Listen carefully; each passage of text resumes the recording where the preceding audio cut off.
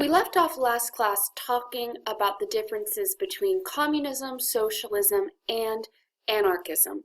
So communism, remember the main traits would be to completely close any sort of class gap, any wage gap, and do redistribution of wealth, but through violent means. Socialism, sort of communism light, again, the redistribution of wealth, less private property, but some private property allowed, but to do things through democratic means, so through the ballot box without any violence. And then we had the anarchists who said that the government is harmful and unnecessary and must be completely overthrown. In fact, there should be no government. Emma Goldman, Leon Czolgosz were two of the big ones, two of the big anarchists of the time. Emma Goldman was a radical anarchist, and she actually spent a long time really formulating anarchist political philosophy. Leon Czolgosz, as you all know, assassinated President McKinley. He had actually tried to befriend Emma Goldman, and he was going to consistently reach out to her. She never actually denounced his actions, which made her pretty unpopular, even amongst the anarchist community. And we'll discuss during the Palmer raids, she is going to be one who is deported to Russia, where she had initially been actually in favor of the Bolshevik Revolution, but then she sees it actually happening and sees the amount of violence and ended up actually denouncing it. But she didn't denounce anarchism, just the Bolshevik Revolution. So they both were definite radicals in their ideas and opinions and belief in violent overthrow of the government. So this is going to usher us into the Red Scare. So red being slang for communism, which is the color of the Russian flag. And the fear of radicals is going to be called the first Red Scare. We will have another second Red Scare after World War II and during the beginning of the Cold War. The reality is that there were not that many radicals in the United States, especially to the degree that we thought there were. We were convinced that they were infiltrating every aspect of society. And Palmer, Attorney General Mitchell Palmer, is going to be part of feeding this hysteria, along with J. Edgar Hoover, who you might know as being the first head of the FBI. So Palmer is actually going to start something called the General Intelligence Division in the Department of Justice. So this is before Hoover becomes head of the FBI. But they're going to start this new intelligence division to find out people in charge of radical activities. And they're going to look for weapons, explosives, any evidence of violence and communist plot, communist, socialist, or anarchist plot to infiltrate the United States. And in order to do that, they're going to have a series of raids. The first raid, 650 people were arrested, and out of those 650, they found evidence that 43 could be deported. And in the second phase, Palmer is going to get much loftier in his ambitions. He's going to have 3,000 warrants spread out across 33 cities, and he will take 6,000 people into custody.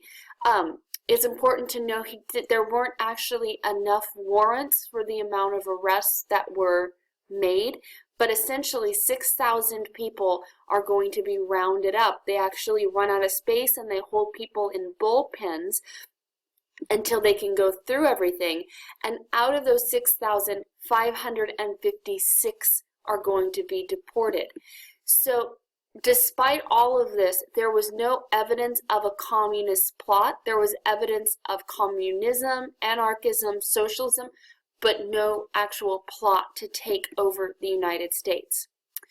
He also made a claim, Palmer made a claim that there was going to be a terrorist attack on May 1st, 1920. And May 1st came and went, and nothing happened.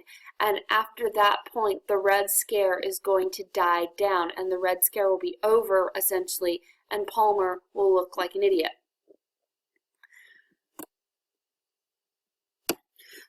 The last hurrah of the Red Scare was the trial of Sacco and Vanzetti. Niccolo Sacco and Bartolomeo Vanzetti were working class immigrants from Italy.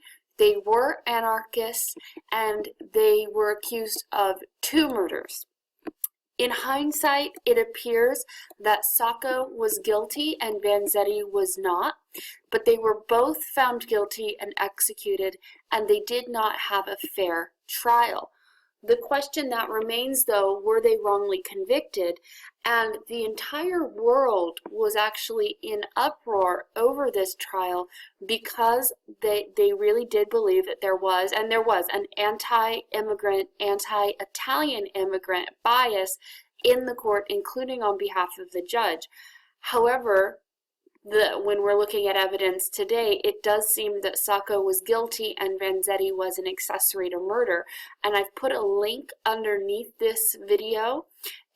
So read this page that I have there for you, and I'll stick it on the calendar, about the Sacco and Vanzetti trial. But it was an uproar. The world was very, very concerned that they were really just on trial for being immigrants and on trial for their anarchist beliefs, and that it wasn't fair. So the results of the Red Scare, though, constitutional rights of thousands are going to be violated, and states are going to pass individually harsh sedition laws. So remember, we already had the Sedition Act, so now there's going to be more sedition laws that are passed on a state, not federal level, to prevent anyone from speaking out against the United States government. Nativism is going to be on the uprise again. There's going to be a rebirth at this time for the new KKK. There's also going to be a reversal of our immigration policy. Previously, we had opened our doors a lot more. Remember, we were in the second wave of immigration, of new immigration, but now we are going to have a quota system in place that essentially will only have percentages of people from certain countries coming into the United States, and it will be mostly targeted. Basically, this is to prevent anyone coming into the country except Northern Europeans. So we will be closing our doors a bit more to the world and allow only Northern Europeans in.